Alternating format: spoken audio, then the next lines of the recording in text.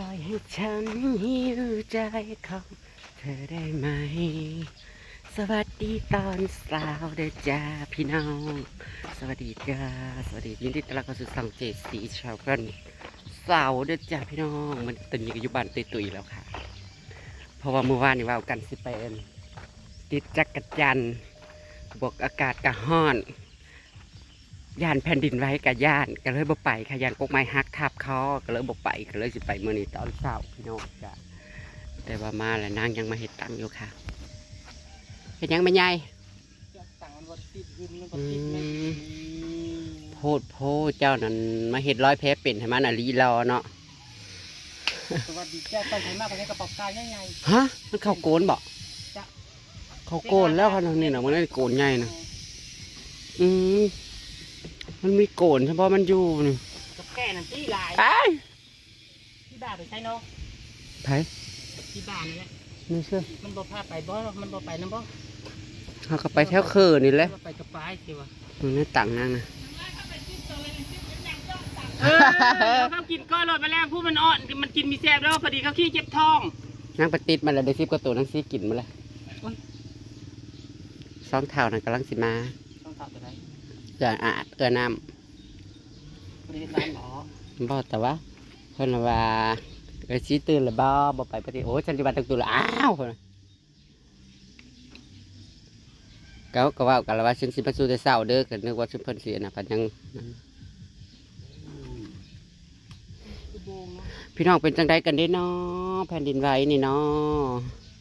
เสียใจน้ำผู้ที่ประสบภัยตึกถล่มเด้อพี่น้องเด้อจากชีวิตเนาะเบิ่งมาติด200-300 คนผมบอกอยู่ในหันนะโอ้ยไปแต่อีตนเห็นแต่คอปอนไปรอเสียงห้องวันๆเนี่ยโอ้ยรอดบ่เคยเกิดขึ้นก็เกิดอุ้ยตายจนคนลูกครับผู้นั่งเบิ่งคลิปก็ได้ต้องมาปี2025ลูกกาสิไว้วันเนาะเป็นแนวบ่เคยเกิดก็เกิดขึ้นเนาะพม่าเนี่ยมุนจะว่าขนาดอันประเทศไทยเป็นยังผลกระทบแห้งจำนี่บึบลงเนาะตึกนี่จะคือเขาอันถล่มตึกกันได้อย่าคือเขาอันนั้นตายาน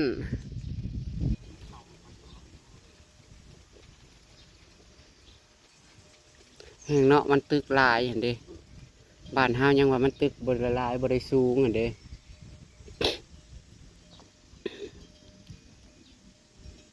มันอะไรมันโพดขี้ย่างบ่จ้ามันโพดขี้ย่างผัดแขกอันตั้นอยู่โพดขี้ย่างหรือบ่พออย่างเมื่อยดิ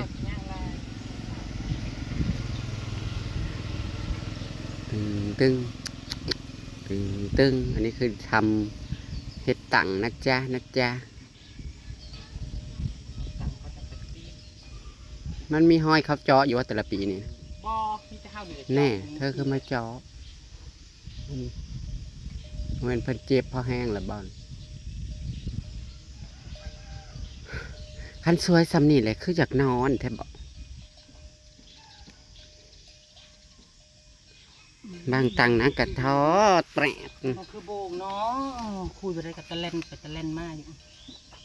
อย่างกระอย่างโพอย่างให้อย่างดีอย่างกระบติดบ่จะก็เอาตังตัวเขาค่อยซื้อมานั่นเองใช้ตัวลายอยู่ใส่มากิ้วบุ้งดูมันพอหรือบ่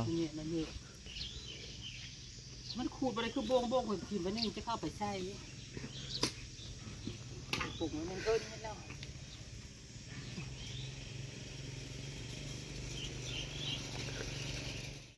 ไปลุยไป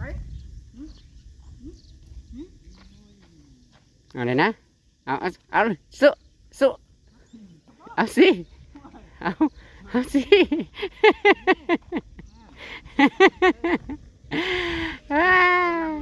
กำลังสิไปพี่ดอกผู้ใดก็แบกไม้ไปติดจักรจันทร์เซลไปน้ำแน่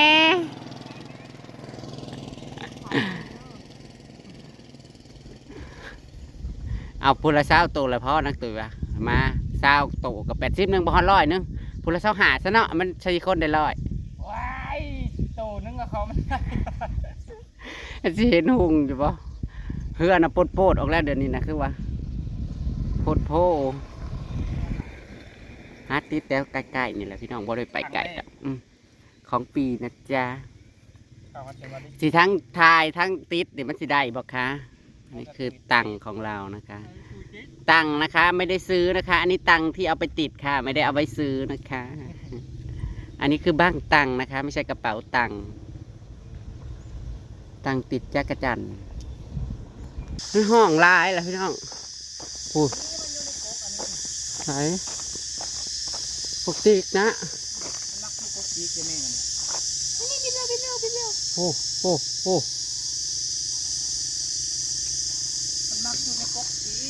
แข้งนี่นะ เจ็บปีแข้งหักปีนอีกแล้วถ้าเราเจ็บปีแข้งหักปีนอีกเลย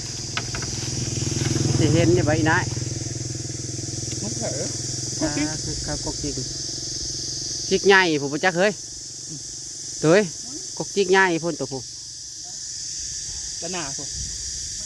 หัวก็จะปวดโอ้ยหุกอ่างเลยนิดอยู่เลยวนี่นะขายไปนะก็ไปหิเมาจะได้กินบ่มองมันห้องนะในกกจิกผมเข้ามาทางมองเห็นละงกฉันออกมาสิได้สิแตะบ่โอ้ยน้อ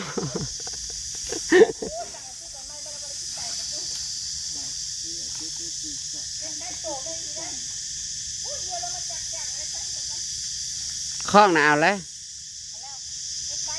มันสิได้สิแตกอยู่บ่ นางก็เคยรอดกับแม่เป็นห้องขาดผู้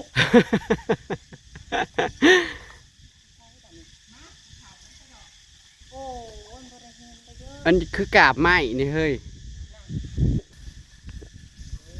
แน่ได้ละตัวที่2บ่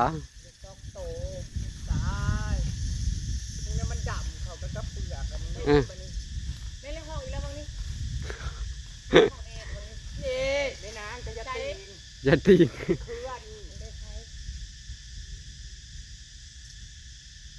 โอ้ยแม่งยูโฮแม่งอยู่นี่นะโอ้แม่งตะปูไม่ ติดกับปูดไม้ ใช่ตัวกูมันคือแอร์นี่ ไหนนั่นในงาซี่มาทางเอื้อนั่นงาซี่มาทางเอื้อนั่นเด่นบ่น่ะ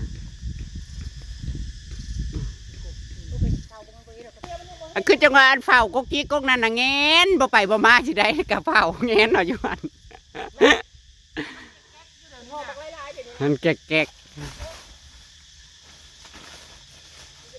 บ่เห็นละโงกบ่เฮ้ยมองอัน46ดอกนี่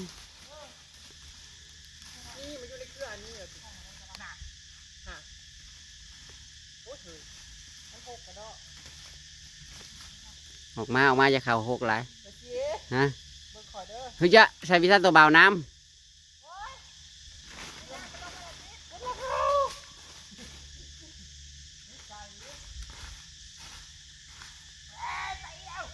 ตุ้ยไปทางนั้นเลยบ่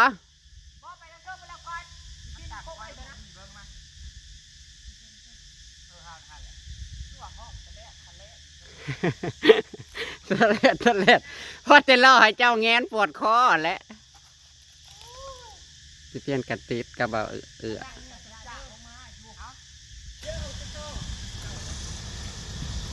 ป้าถูกแมงอีกากาบอยู่น่าแล้วติดเอา มาเช็ดนี่ตอนเจอนี่ เต็มอยู่ในเครื่องนะฮะสายเอาของพออยู่น้ำปูตุยข้าวผัดแนวไส้ผัดแนวอันเดียวไม่ใส่ติดอาซิดโตจังเอามาเก็บใส่ นี่ไงติดมาทุกคนตัวแรกแหกมา ไอ้คือมาติดดีแท้ตัง เขาได้เป็นของอะไรเนี่ย ผู้เราติดเอาที่หนาวยังไง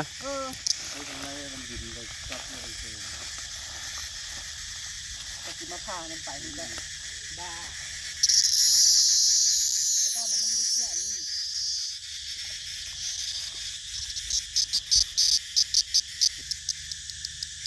อ้ายจะเป็นแฮ แล้วมันแห่กระดู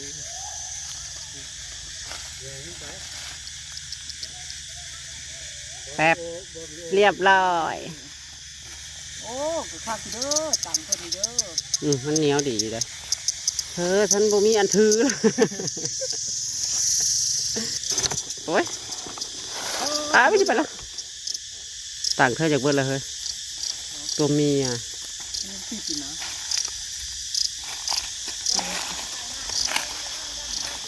นี่สิแก่แล้วไม่ใช่กันเลย โอ้ยฮอนเด้ ขี่มันนะโอ้ยหลบตาได้เห็นเด้น้ำเบิ่งใส่ก่อนแน่ไม่ใช่บุ้มห้องวันนี้นะขอต้องให้เจ้าดิหลบตาเด้ ใช้ก็ห้องเถื่อนๆที่ก็บ่เห็นแงนจนคอ บ่ได้ปัญ เข็ด ญากินมันเด้อ แงนจนคอเคล็ด โอ้จะมีแค่ไปน้ำไปถึงบนห้องไม่ใช่นี่นะถึงว่าดี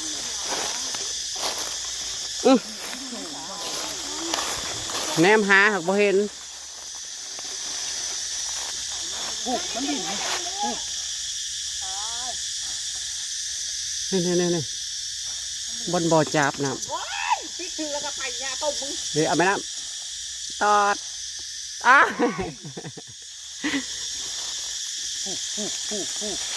แฮลีนะจักรจันทร์นะ แม่อะไรเด้อสุดแก่ตำรวจมาจับทีเด้อ ตอดไปอีกเลยนี่มาจับกุ๊กพอกอีกเลย ไม่ได้ซื้อกระถึงนะ ตอด มือสั่นเลย ได้บ่ มือขี้เฮ็ดกิโลก็ได้นะ 7 กิโล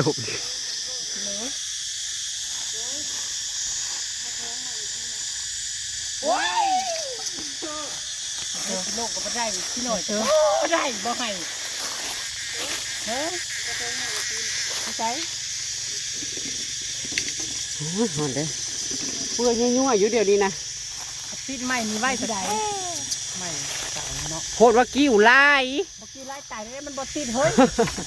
มันน้อยนึงมันกัดซีดเห็นว่าก็ได้ มันไปคิดตายทำไมไม่ใช่พวกห้องโอ้ยนี่นะ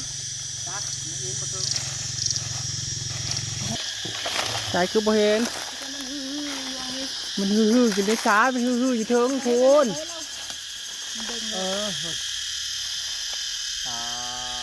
โอ้ย ต้มมึงเลยไปเรียกห้องด่างตายใช่เลยบ้านเลยมึง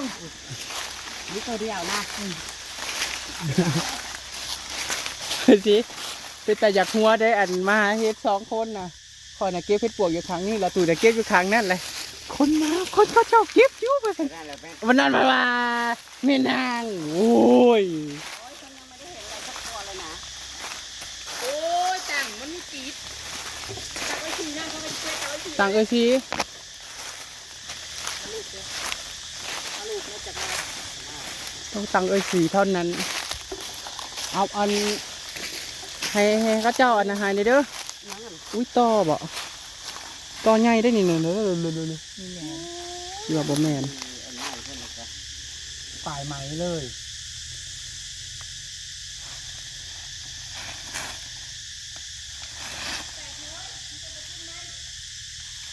ใบไม้ก็ที่ บอลลูกเอาไปย่าน่ะ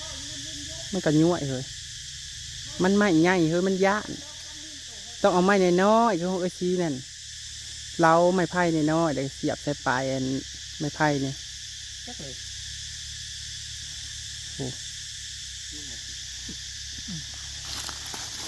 สร้างให้น้องหน่อยเด้อบ้างหนึงสั่งนะ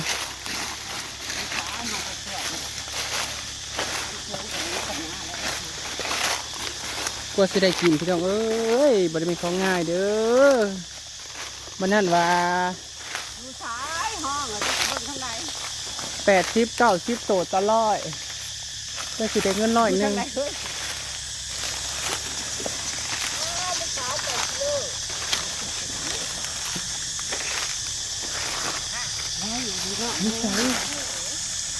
สีมันคือห้องสุดทวดอยู่มันอยู่ในสายทีนี้แต่เสียงพี่น้องเอ้ยหูกระชิแตกผักโตนะจากอยู่ซ้ายมันอยู่สูงบัดจังเนาะ ต่างคิดว่ากันได้ใช้ไม่อีนะ เห็นแล้ว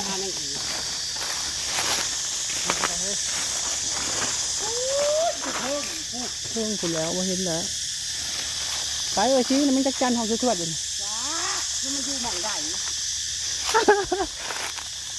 แน่ไปบอกเขาบอกแม่นบอกบอกแม่น มันห้องชนใจแล้วก็มันอยู่ในใจ พี่น้องเห็นบ่ ขับป้าอยู่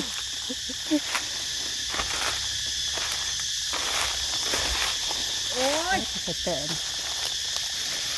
นี่คือตะกะแตนนี่แหละลองมึงดูเห็นอยู่บ่เถิงอยู่ยืดซ้ายอีกจักหน่อย อีกมาเถิง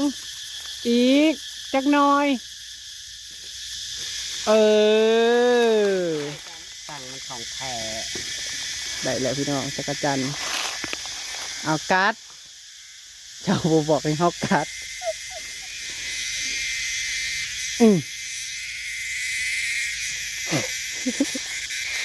เราต้องแกะออกนะเพื่อปิด เชื่อว่าอันปิดลายๆเนาะปากคือสีมุมเมา เมื่อจะเอาน้ำมันอันแอปช้างอันทูออกอันนี้ได้จะยังไงนะตีแถวผมน่ะแถวปากมัน กลางอยู่นะพี่ บ้าข้างป้าอยู่ก็ได้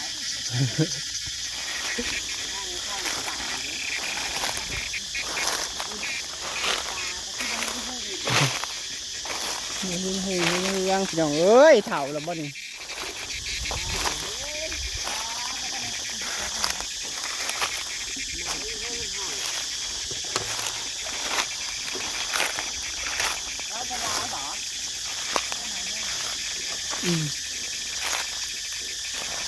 ใครปะไว้ ห้องอยู่ในซอยเลย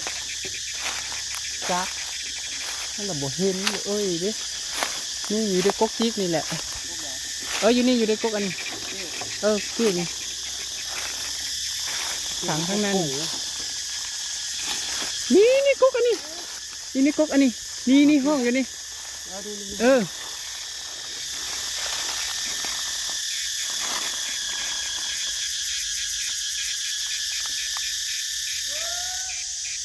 โอ้ยไปทางนั้นละมันหูอยู่เขาจะสั่งซื้อผง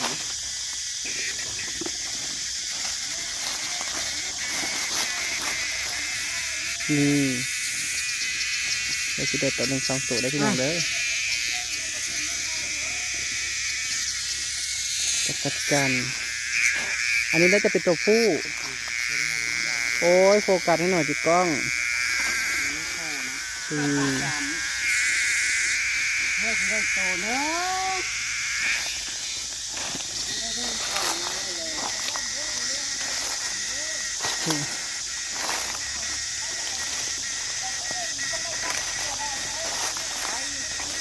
ไป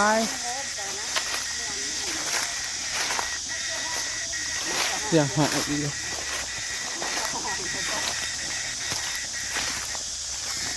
ไปกับไปมองเจอหอยก็ได้ถูก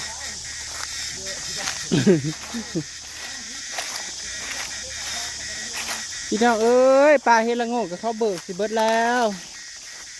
ตายแล้วเนาะมาเข้าเบิกได้ขอยังอยากหาเฮลังโง่อยู่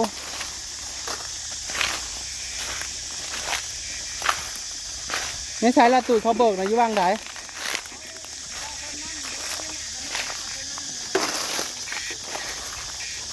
หนาชนมันเจ้านะโอ้ยเสียดายเลยเนาะที่เป็นบ้านบนเลยนะนี่นะสามเหลี่ยมทองคำเนี่ย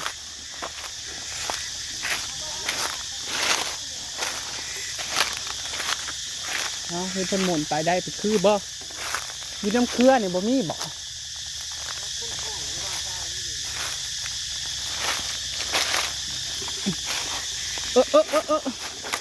ของเครื่องใช่ไหมนี่คือเสียงสุดชวดอยู่ใช่พี่น้องเห็นบ่หูจักแตกอยู่ได้นี่ พวกอันนี้นะ บ่เอาอยู่ทั้งน้ำพูกกกิ๊กนะ ไม่อีนะก็ยังไม่ใส่ โอ้ย เอาอยู่น้ำพุ่น มันก็ นี่นายบ่ไม่บินเลาะอยู่นี่กกอันนี้หักบ่เทิงดอกฮาวาของเจ้าน่ะฮะกกกิ๊กน้ำพี่ว่าสิโอ้คือแห่แต่เฮ้ย มันแห่ยังวะ นี่จะนี่อยู่นี่อยู่กกอันนี้ตรงนี้นี่บินไปมันสูงโอ้ยอุกอ่างเด้อ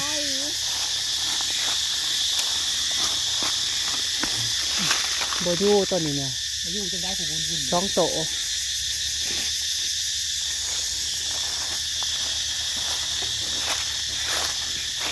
เห็นบ่ไม่ใช่ จ้าไม่ได้เห็น มีเทิงพุ่นมีเทิงพุ่นปวดตามก่อน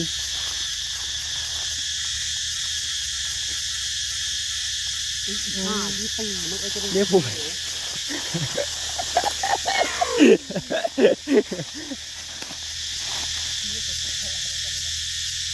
โอ้ ใจเปื่อยมึงห่วยมึงโดนปักแห้งมึง ไปแล้ว ได้จะแตกหรอกจะเป็นแห่นี่ไปใช่ไปได้แต่ใส่นี่ใช่อีก จักห้องสวยๆเดี๋ยวเขาจะบ่ทืบอันกกนะไม่ใช่คือห้องอีกสวยๆเลยบอก มึงโดนเห็น ทืบกกเตี้ยวนั่นอยู่ในกกเตี้ยวตอนหน้าจันนะมันอยู่ป่าไอ้พุ่น ป้าไอ้ผมไม่เอาได้ ก็บ่เทิงไงก็ถึงว่าสั้นนะ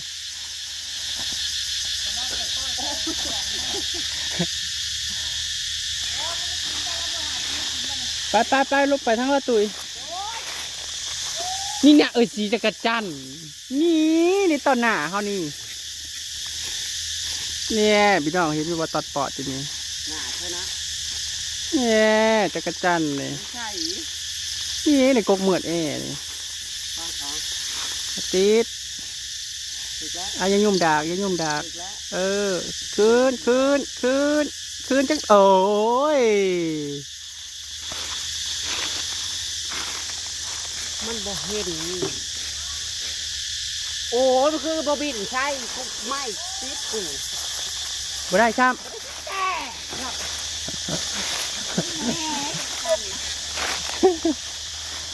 ล้วเขามาขายตัวละบาทจะไปต่อเขาเนี่ย หาเนี่ยกระดอก ห้องทุกส่วนทุกการแล้วนี่เป็นหูดิเป็นเห็นที่ตา เดี๋ยวไปรุ่นน้ำกันอีกพี่น้องคอยอย่าตีงคอย อ้ายมาแล้วก็ชั้นไทยไปใช้เลยไปใช้เลย ไปถางสุด เนาะโอ้โหจับมือใหม่จะสั่นหินบ่อนี่นะนี่ไม่อยู่ในกงติ๊กนี่นี่กงติ๊กนี่ไม่เห็นหรอนี่ในกกอันนี้นี่ตัวหนึ่งใจเทิงบ่น่ะนี่ส่วนทั้งนี้เทิงบ่เทิงอยู่นะเทิงห้องตะลิดอยู่นะรุ่นเบิ้งเอาพี่น้องเบิ้งไปไม้เด้อบ่เทิงต้องน้ำมายืดใส่ในเจ้านะบ่เทิงเอ้ยโอ้โหได้เฉย เอาก็ได้เหรอ เออ พอติดจะเจ้าเขาจะได้กอบโตนี่ โอ้ยอย่าสั่นเด้อเฮ้ย ตัวที่สองเลยนี่จะสีอะไรมาเป็นความหลังมาเป็นคลิปอ่ะ เขาได้จักตัวเขาได้3บ่เขาติดนะเขาได้3บ่ จัดเขาลืม ตัวเดียวนี่เด้นี่มีก๊กกิ๊กนี่มีทั้งก๊กกิ๊กนี่เห็นบ่ล่ะบ่เห็นบ่เบิ้งเห็นบ่คอยจอบเขาโอ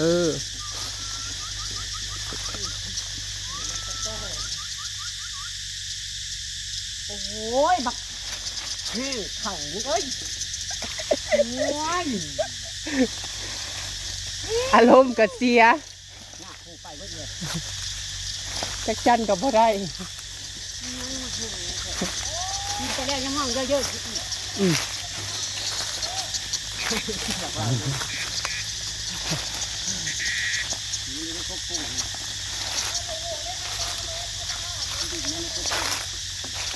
ไปแล้ว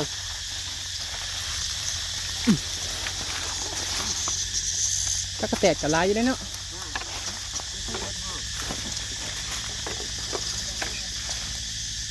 ตายมันอยู่ในสาย ตีคนปล่อยข้างหน้า ต้นหาจากไหนห้องเย็นๆอยู่เนี่ยนี่ ต้องไว้ นี่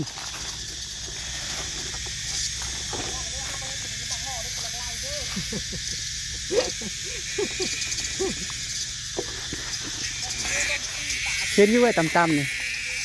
เห็นอยู่นี่ไม่หีต่ำๆนี่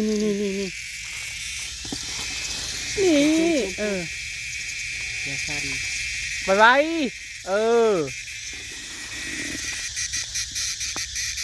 เขายังบวซินเขามามือแรก โอ้ยจะไม่เห็นทุกคนมาถูกเชื่อกับเครื่องจักรจันแม่งอีนะแฮงทุกคนบ่เคยถึงเชื่อดิ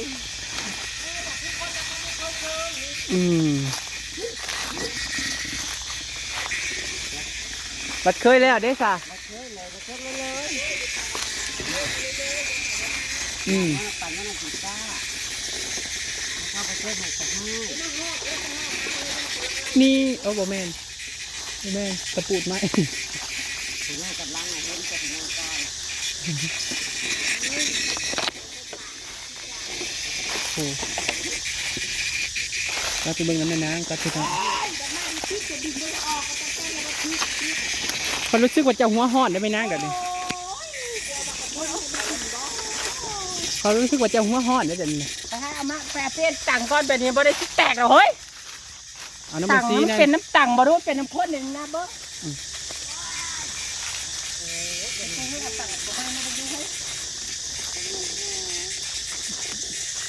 เขารู้สึกว่าจะหัวห้อนแห้งเลยแบบนี้ บ่แล้วตอนนี้สิแค่อายุมันไปไหนมันนะเอาไปได้เอาได้เลยบ่มีสิเสียบเขาได้บ่เนื้อตัวนั้นมันเกี่ยวบ่ตัวนั้นนะพูดออกพูดตังออกเอาไปนั่นเลือดใจสั่งเด้อุปูอีปีคือขี้ใจเป็น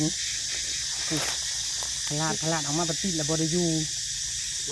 มันแล้วโหด ตีกงใหม่คือมาอยู่ตายแม่มันแค่ดึงจนเลี้ยงโย่อย ได้บันได้บ่ให้เพิ่นอันนี้ฟิวตังไปก่อนพี่น้อง ลองอาทิตย์ผมมึงดู นี่จะพูดเลยครับนี่มันแค่ตัวแรกก็บินไปวื้อ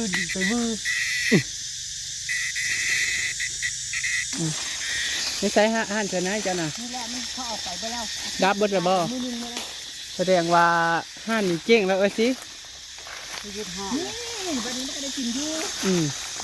เด้ลงไปแล้วโหซักไป นั่งได้แล้วทั้งได้แล้วไหนเอามาโซ่บังกันนะ เอาไปเฮ้ยได้จังหัวนะเฮ้ย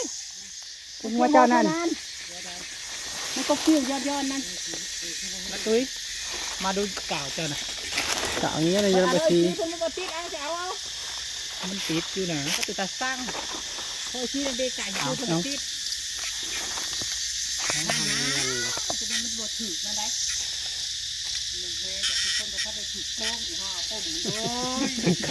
กัดเขียวกัดค้างพี่น้องเอ้ยโอ๊ย ได้ข้อติดโตเลยบ้างเฮ้ยจะได้สอบโต เ ต้นบริกิตปีก ไปเกี่ยว พี่โดกันบ่ปิดปีกก็ได้สิปิดยังขาดปิดน้ำไปเฮ้ยไปเบิ่งมันสัตว์มันห้องเย็นๆกับบ่เห็นนั่นอันเดียวอันเดียวอีปุ๊บตัวห้องเราไม่ต้องชดใจ นี่ต้องสนใจประเด็นผู้นั่งยืดตกใจขนาดเฮ้ย ไอ้เสือคุ้มลายดิกิโลไอ้พ่อ นั่งได้แล้วพี่น้องนั่งได้แล้ว ที่ได้จิตไปน้ำละตุยนี่แหละโอ้ยใครที่มันได้ละตุยเจ้าก็ดีเด้จะได้กับบินพึ่งไปพึ่งไทยนี่ได้อ่ะ ใช้มันเทียงอยู่เลยคุณตังกะซีคุณตังกะซีนี่จับดีเยอะ เด้ไปใกล้เลยโฮซักไปโหลด ไปเอ้า มันห้องวากๆนี่จะเฮ้ย ใช้นะกะซีอ่ะคือว่าห้องขนาดอยู่ก็ โอ้ย ใช่จะมาห้องเต็มต้นเลยนะ คนแห้งเติร์กเนาะ คนอยู่ก็เยอะ เอาน้ำนี่นะเห็นเยอะเอามาเอ้ยสิเนี่ย แม่จำคนมาได้ช่วยเจิง สิได้อยู่บ่ก็สิได้อยู่บ่น้ำโอ้ยไปแม่เอ้ยสิทันบ่ไม่ใช้ตะลิอยู่นี่ ต้มเอ้ยเพราะจะดีไปแล้วก็ไปหาต้มมัน อย่าไปหัวอะไร เอาของละตุยเด้โอ้ยเห็นเด้ละตุยนะตัวนึงนั่นน่ะมาเอ้ยสิมาติดเอ้ยโอ้ย ไปอีกแล้ว มีน้ โอ้ย ำนี่เอ้ยสินี่มาเอาครั้งนี่นี่เห็นอยู่นั่นเลยนี่ฮะนี่ต้นอันนี้นั่นแหละเออ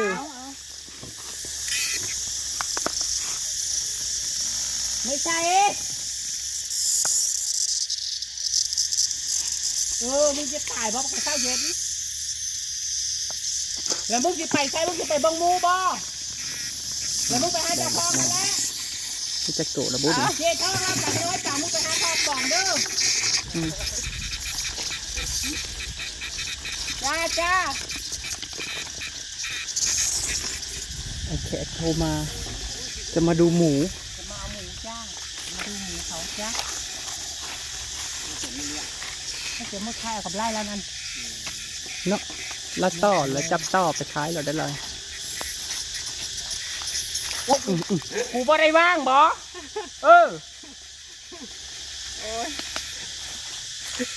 รู้สึกกันนะรู้สึกกัน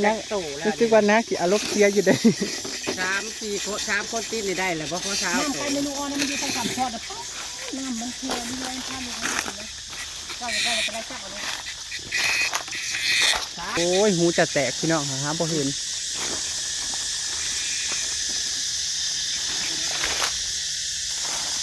ใช้ละตุ้ยที่นี่ใช้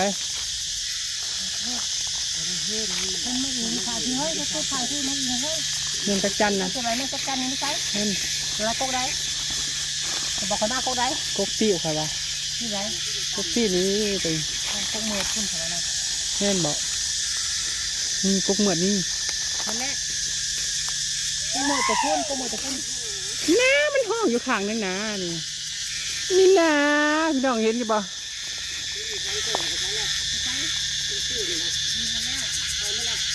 ละตุ้ยไม่ใช่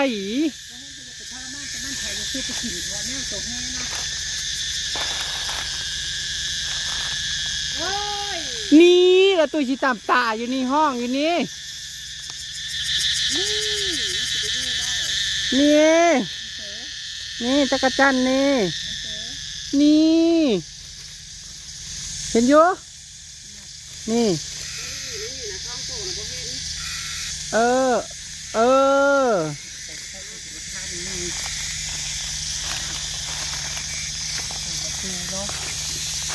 ที่คิดว่าที่เซิงนี่ อ๋อไม่มีนะไปมาแล้วบ่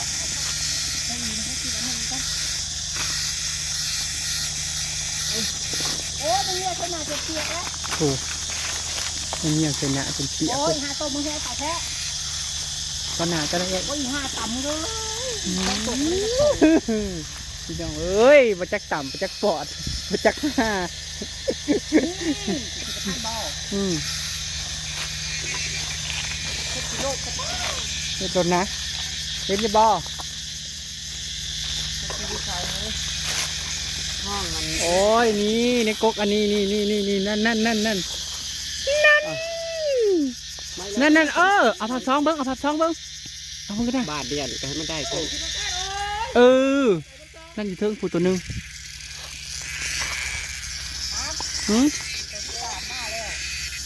อันไหน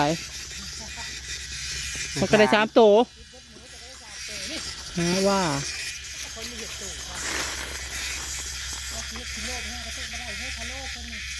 นี่คืออยู่ขนาดนี้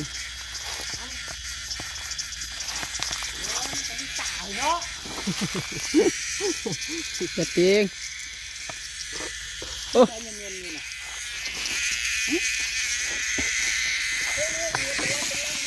คิดเจอจันขึ้นสีเงาพี่น้องเลยพอ 30 พอพักแล้วก็ตัดต่อคิดว่า โอ้ เราจะแล้วกัน พูดละทั้งละตุยทั้งละตุย พี่น้องค่ะตอนนี้ได้กันประมาณ20 ตัวค่ะจะมีหามาสิได้บ่พอหาทิพย์จะตามที่ได้แล้วกันพี่น้อง เจ้าสบายดีเด้อทุกคน นี่ต่อไปจ้ะ